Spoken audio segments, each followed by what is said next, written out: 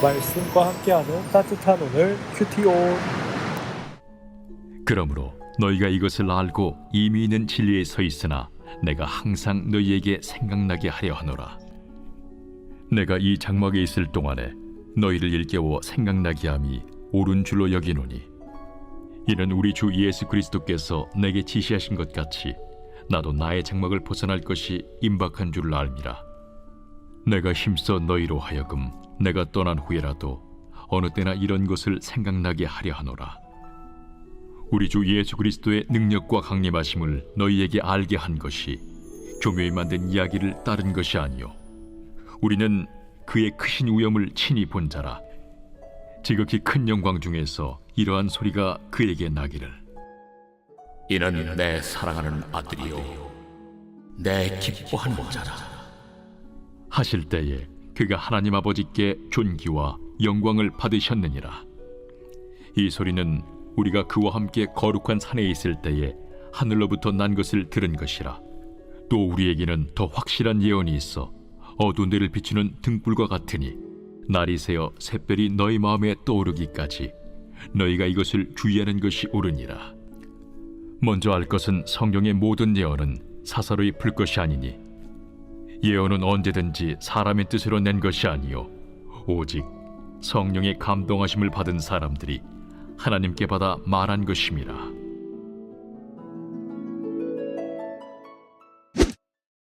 말씀과 함께하는 따뜻한 오늘 큐티온, 수요일의 큐티온을 기도함으로 시작합니다. 기도하겠습니다. 사랑해 주님, 감사합니다. 오늘도 주님의 말씀을 붙들며 살아갈 수 있게 해주신 그 은혜에 감사합니다. 하나님, 오늘 베드로후서의 말씀을 통해 오늘도 저희에게 응답하여 주시옵소서. 이 모든 말씀 예수님의 이름으로 기도드립니다. 아멘. 시작이 있으면 끝이 있다. 이와 같은 문장은 우리가 모두 알고 있는 문장입니다. 입학이 있으면 졸업이 있고, 또 입사가 있으면 퇴사가 있고, 만남이 있으면 헤어짐이 있고, 또 태어남이 있으면 죽음이 있습니다. 우리는 모두 태어남으로 시작한 사람들이죠. 이런 우리에게 죽음이라는 끝이 있다는 것은 분명한 사실이지만 많은 사람들이 자신의 마지막 때를 잊은 채 마치 영원히 살 것처럼 삶을 살아가고 있습니다. 마지막을 생각하게 되면 우리는 신중해지고 또 간절해지게 됩니다. 게임을 할 때를 떠올려 볼까요? 아무렇게나 막 하다가도 마지막 기회라는 것을 알게 되는 순간 신중하게 됩니다. 스포츠에서도 토너먼트가 진행되면 떨어지게 되면 탈락하게 되는 것이기 때문에 이전에는 없었던 긴장감이 감돌게 됩니다. 우리의 삶도 마찬가지겠죠. 이 땅에서 우리의 마지막을 묵상하게 될 때 우리는 사뭇 진지해질 수밖에 없습니다. 불교 영어 중에 이런 말이 있습니다. 공술의 공수거. 큐티온 시간에 왜 갑자기 불교 영어인가 싶죠? 공술의 공수거, 어떤 의미입니까? 빈손으로 왔다가 빈손으로 가는 인생, 아무것도 쥐고 있지 않은 상태에서 태어나서 아무것도 가지 못한 채로 죽는다는 것을 의미하는 것입니다. 인생에 대한 많은 묵상 속에서 이와 같은 말만 들어도 사람들이 자신의 삶을 돌아봅니다. 그래, 빈손으로 왔다가 빈손으로 가는 인생인데 내가 왜 이렇게 가져가지도 못할 것들에 대해서 아등바등하면서 살았지? 좀 더 가치 있고 의미 있는 것에 내 인생을 써야겠다라는 생각을 하게 되는 것이죠. 인생에 대한 이해가 이 정도만 되어도, 이 정도로 이해를 가지고 있는 사람만 보아도 야, 저 사람 참 깊다라는 생각을 하게 됩니다. 그런데 여러분, 정말 우리의 인생은 공술의 공수거일까요? 빈손으로 왔다가 빈손으로 가는 것일까요?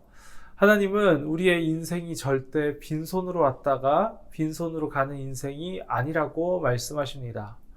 사도 베드로는 오늘 우리가 읽은 말씀 14절, 15절에서 다음과 같이 말합니다. 나도 장막을 벗어날 것이 임박한 줄을 알미라. 내가 힘써 너희로 하여금 내가 떠난 후에라도 이런 것을 생각나게 하려고 한다. 베드로는 자신의 죽음을 장막을 벗어나는 것으로 표현합니다. 죽음에 대한 분명한 묵상이 있죠. 이 땅에서의 인생이 장막 안에서의 인생이라는 것입니다. 죽음 이후에는 장막을 벗어난 인생이 있음을 이야기하고 있는 것입니다. 믿음 없는 눈으로 베드로의 인생을 보았을 때에 베드로는 고생만 하다가 이제 죽음을 맞이하게 되는 얼마 남지 않은 그런 인생을 남겨둔 사람입니다. 그러나 믿음의 눈으로 바라보았을 때 베드로의 인생은 장막을 벗어나는 순간을 준비하는 인생입니다.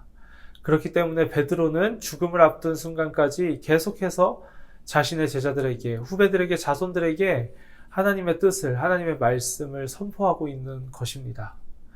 하나님의 사람들에게 있어서 인생은 빈손으로 왔다가 빈손으로 가는 것이 아닙니다.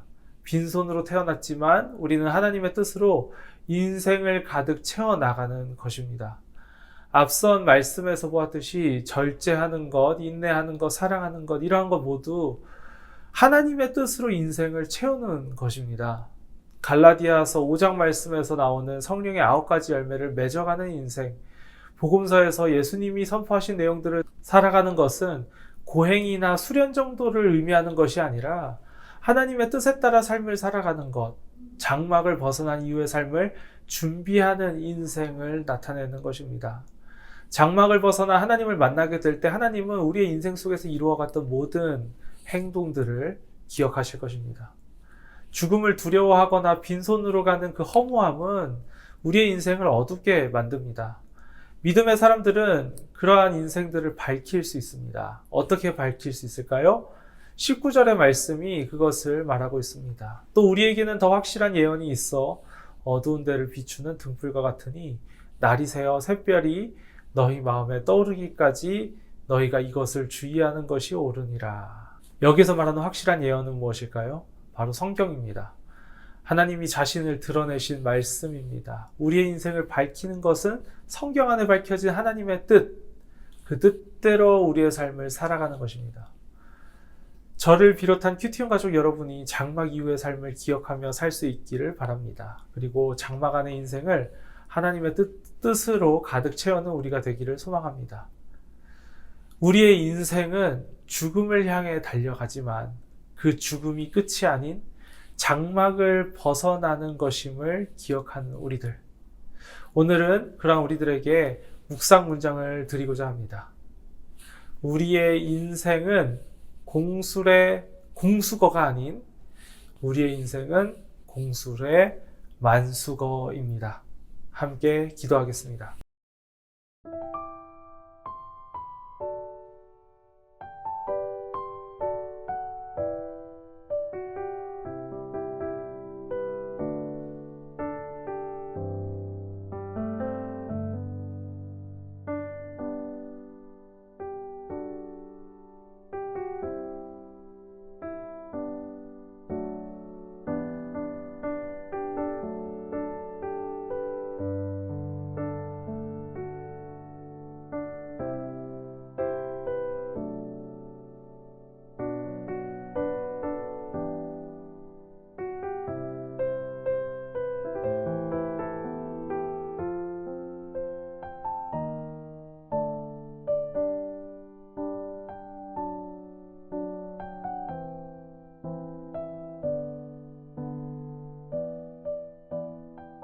사랑해 주님 감사합니다. 오늘도 베드로 후서의 말씀을 통해 주님만이 해주실 수 있는 말씀을 저희가 마음에 새기게 되었습니다.